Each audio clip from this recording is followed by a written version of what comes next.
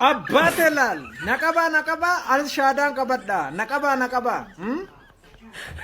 shaadaan qabadha amantaa kun jijjiiradha anas nakaba abbate namni si qabu hin jiru kaleessa waan gaarii isa kam hojjetteef har'a si qabna kaleessa waan gaarii waldaa kiristaanaa keessatti maal hojjette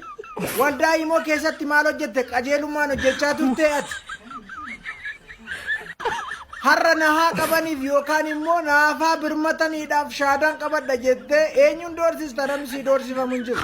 kaleessa waan gaarii osoo hojjettee jiraatte si qabuu dandeenya si qabuu danda'u jechuudha warratti kaleessa irraa tajaajilte har'a garuu naqabaan kun namni si qabus hin jiru waan ta'eef karaa dugdaan daanqoo siifaa ta'u jedha oromoon waan ta'eef iyyuu nagaan naqii jechuudha amma faarfannaa isaanii yookaan immoo nutti gagadhiistee faaruu isaanii nutti gadhiis nuun galchu nun deemi kaleessas waan gaariin hojjenne har'as waan gaariin hin hojjenne jechuudha sababii ati deemteef maaliif deemte beektaa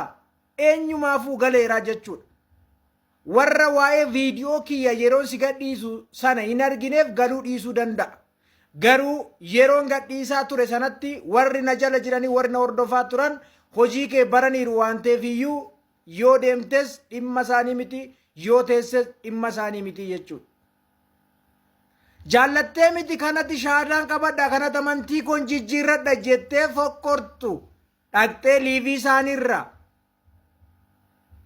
namni maallaqa sii kennuu dinnaan ijoolleen biyyan baa hojii kee sirratti barraan hattuuf saamtuuf sobduuf ta'uu kee barraan ijoolleen kan sirraa garagalanii sana booda lafa lixxuuf iddoo dheektu dhabnaan karaa kanallee na qabuu danda'uu laata karaa kanallee na gargaaruu danda'uu laata kootu waan rakkatte sii kenninaa si bukkee dhaabbanna amantaa kee hin jijjiirratiin amantaa pheenxee hin jijjiirratiin amantaa musliimaa dhaqxee shaadaan qabatiin naan jedhuu laata jetteetu malee kanatti shaadaan qabadha jettee liivii isaa irra dhaqxee fokkortu waa biraa miti jechuudha. Dhaqxus nun galchu teessus nun galchu kaleessa waan gaarii isa kam hojjette garuu kan na aarsu keessa isatti maallaqa shamarran irraa funaantee itti raajjee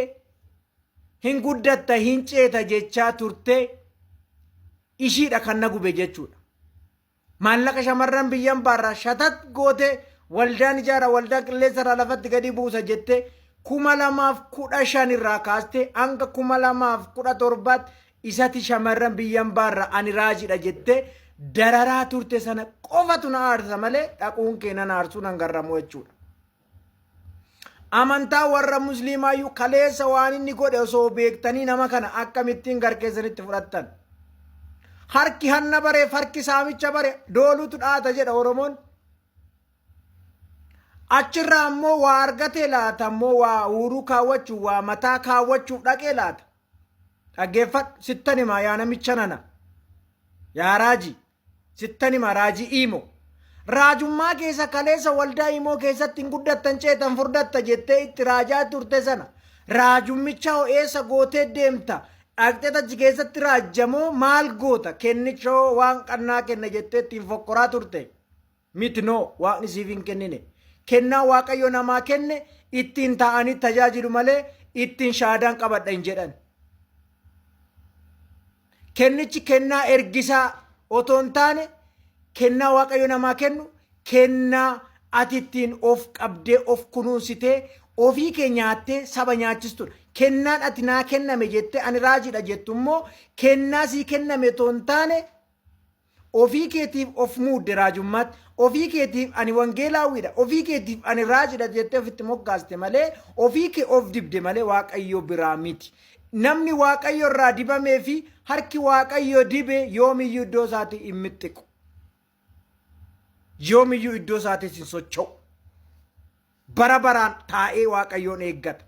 Kanaaf durumayyuu ati raajidha kan jette raajii maallaqa irratti dibamte malee raajii